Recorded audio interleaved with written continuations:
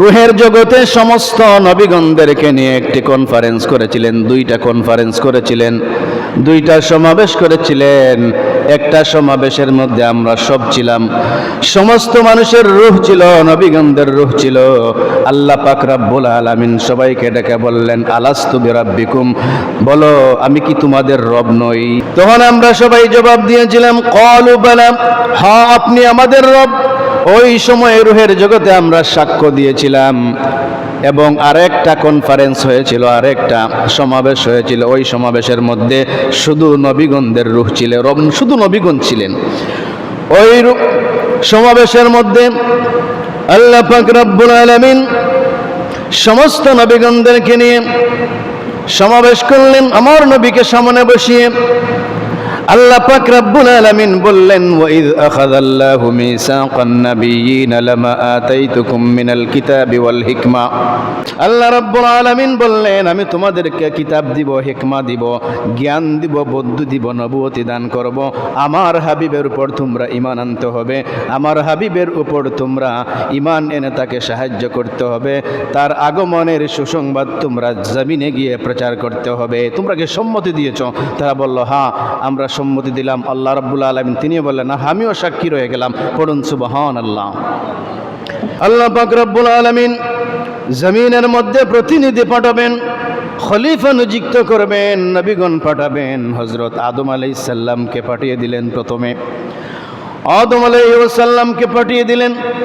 হযরত বাবা আদম আলাইহিস সালামকে বললেন, আদম তুমি পৃথিবীতে গিয়ে আমার বাণী প্রচার করবে, দিনের দাওয়াত দিবে, এক আল্লাহর দাওয়াত দিবে, এবং পাশাপাশি এটাও বলবে একজন নবী আসবেন, আমার বন্ধু হাবিবুল্লাহ, তিনি আগমন করবেন পৃথিবীতে। এই আগমনী বার্তা তোমার সন্তানদেরকে তুমি জানিয়ে দিও।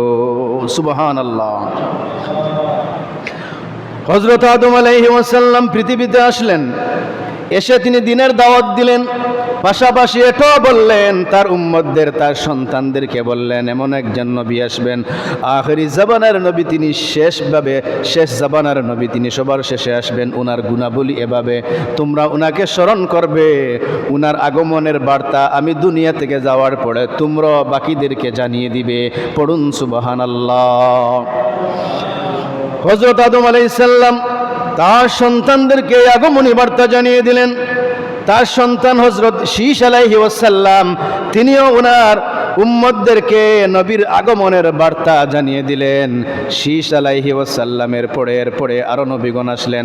হযরত ইদ্রিস আলাইহিস সালাম, হযরত নূহ আলাইহিস সালাম, আরো নবীগণ, যত নবী পৃথিবীতে এসেছেন সমস্ত নবীগণ আসলেন, দিনের দাওয়াত দিলেন। পাশাপাশি আমার নবী মুহাম্মদুর রাসূলুল্লাহ সাল্লাল্লাহু আলাইহি সাল্লাম পৃথিবীতে আগমন করবেন। ওই আগমনের সুসংবাদ, আগমনের বার্তা সমস্ত নবীগণ তার উম্মতদেরকে জানিয়ে গেছেন। পড়ুন সুবহানাল্লাহ। এভাবে জানাতে হযরত ইব্রাহিম আলাইহিস সালাম পর্যন্ত চলে আসলো। ইব্রাহিম আলাইহিস সালাম পৃথিবীতে আসার আগে মাত্র 8-10 জন নবী পৃথিবীতে এসেছিলেন। আর ইব্রাহিম আলাইহিস সালামের পরে পৃথিবীতে যত নবী এসেছেন, লক্ষ লক্ষ নবী এসেছেন, সমস্ত নবী ইব্রাহিম আলাইহিস সালামের পরে এসেছেন। এজন্য সমস্ত নবীগণ হচ্ছে ইব্রাহিম আলাইহিস সালামের সন্তান। এজন্য ইব্রাহিম আলাইহিস সালামকে বলা হয় আবুল আম্বিয়া, মানে ইব্রাহিম আলাইহিস সালাম সমস্ত নবীগণদের বাবা। পড়ুন সুবহানাল্লাহ। ইব্রাহিম আলাইহিস সালাম সমস্ত নবীগণদের বাবা। ইব্রাহিম আলাইহিস সালাম আমাদের জাতির পিতা নয়, ইব্রাহিম আলাইহিস সালাম আমাদের বাবা।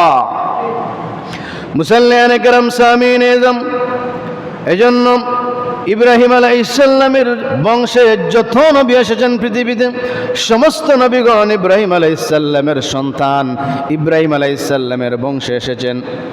এজন্য ওনাকে আবুল আম্বিয়া বলা হয়, নবীগণদের বাবা বলা হয়।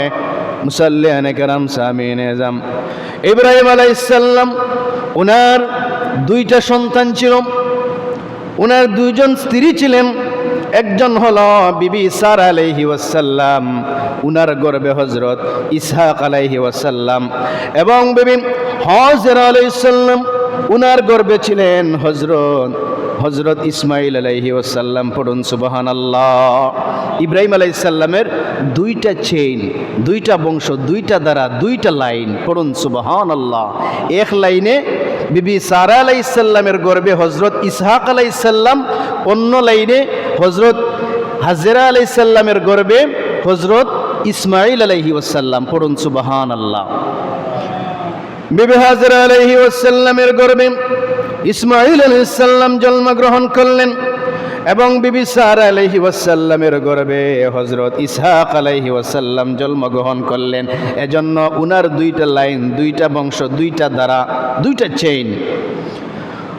হযরত ইব্রাহিম আলাইহিস সালাম উনার সন্তানদেরকে বললেন, আমার নবী শেষ নবীর আগমনী বার্তা জানিয়ে দিলেন, সবাইকে দিনের দাওয়াত দিলেন এবং বললেন আখেরি জামানায় একজন নবী আসবেন, ওই নবীর নাম মুহাম্মদ। ওই নবীর আমল, আখলাক এভাবে আকৃতি, এগুলা সুসংবাদ তিনি জানিয়ে দিলেন তার সন্তানদেরকে নবীর আগমনের বার্তা, সংবাদ জানিয়ে দিলেন। হযরত ইব্রাহিম আলাইহিস সালামের সন্তান সারা আলাইহিস সালামের গর্ভে হযরত ইসহাক আলাইহি ওয়াসাল্লাম, ইসহাক আলাইহিস সালামের সন্তান হযরত ইয়াকুব আলাইহিস সালাম, ইয়াকুব আলাইহিস সালামের সন্তান হযরত ইউসুফ আলাইহিস সালাম। এভাবে ওই বংশের মধ্যে একের পর এক নবী আসতে লাগলেন। শুধু নবী আর নবী, প্রত্যেক নবী তার শেষ জামানার নবীর আগমনের বার্তা জানিয়ে দিচ্ছেন।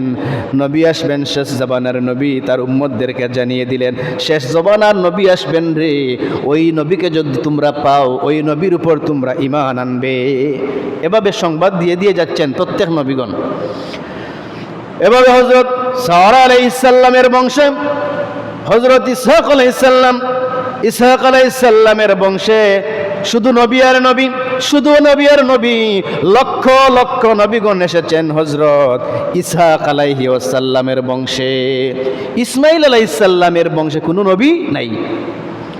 বিবি হাজেরা আলাইহিস সালাম ইব্রাহিম আলাইহিস সালামের 2 নম্বর স্ত্রী, আরেকজন স্ত্রী, কিন্তু ইসমাঈল আলাইহিস সালামের চ্যানেলে কোনো নবী নাই। হযরত ইসহাক আলাইহিস সালামের চ্যানেলে শুধু নবী আর নবী, নবী আর নবী, নবী আর নবী আসেন। সবাই আমার শেষ জামানার নবীর আগমনী বার্তা জানান, কিন্তু ইসমাঈল আলাইহিস সালামের বংশে কোনো নবী নাই। হাজার হাজার বৎসর চলে যায়। মানুষ বলাবলি করে যে শেষ জামানার নবী যখন এই পৃথিবীতে আসবেন, মনে হয় হযরত ইসহাক আলাইহিস সালামের বংশে আসবেন। কারণ ইসহাক আলাইহিস সালামের বংশে শুধু নবী আর নবী আসছেন, ইসমাঈল আলাইহিস সালামের বংশে কোনো নবী নেই। তাহলে সবাই ভাবলো হয়তো আখেরি জামানার নবী হযরত ইসহাক আলাইহিস সালামের চ্যানেলে আসবেন। ইসমাঈল আলাইহিস সালামের চ্যানেলে তো আর কোনো নবী আসেন নাই, তাহলে শেষ জামানার নবীও মনে হয় ইসহাক আলাইহিস সালামের চ্যানেলে আসবেন। কিন্তু আল্লাহ পাক রব্বুল আলামিন আমার নবী, আখেরি জামানার নবী, নূর নবী মুহাম্মদুর রাসূলুল্লাহ সাল্লাল্লাহু আলাইহি ওয়াসাল্লামকে আল্লাহ পাক রব্বুল আলামিন হযরত ইসমাঈল আলাইহিস সালামের বংশে পাঠাবেন, ইসমাঈল আলাইহিস সালামের চ্যানেলে পাঠাবেন। এজন্য আল্লাহ রাব্বুল আলামিন ইসমাঈল আলাইহিস সালামের চ্যানেলে আর কোনো নবী দেন নাই। পড়ুন সুবহানাল্লাহ।